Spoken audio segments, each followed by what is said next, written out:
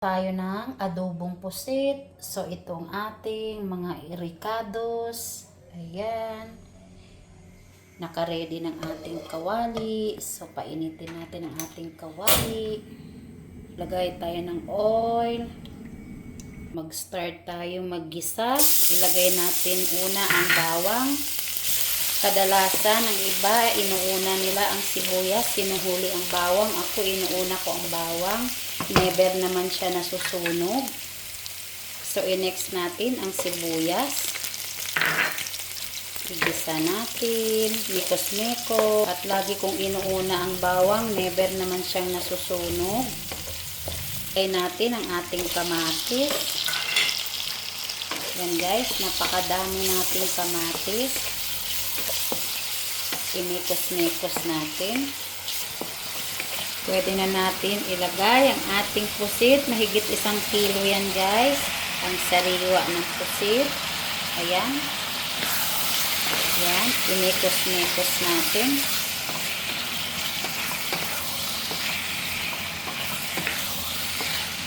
Ang dami ng ating pusit guys. Maglagay tayo ng suka, tansya-tansya lang. Yan, oyster sauce. Maglagay tayo ng oyster sauce. Hindi ako gumagamit ng toyo, guys.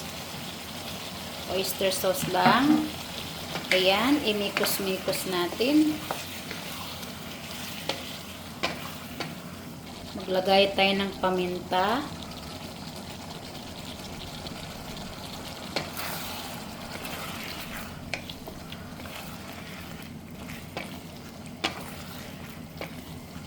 Malalaki na ng ating pusit guys. Malalaki siya.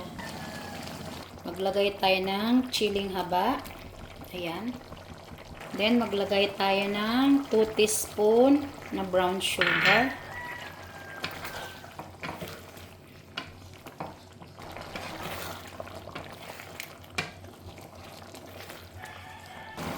Ayan.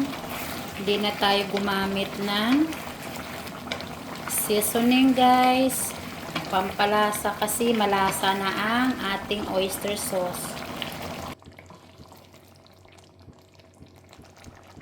Tikman na natin. Ang sarap. Luto na ang ating adobong pusit. Pwede na to. Luto na.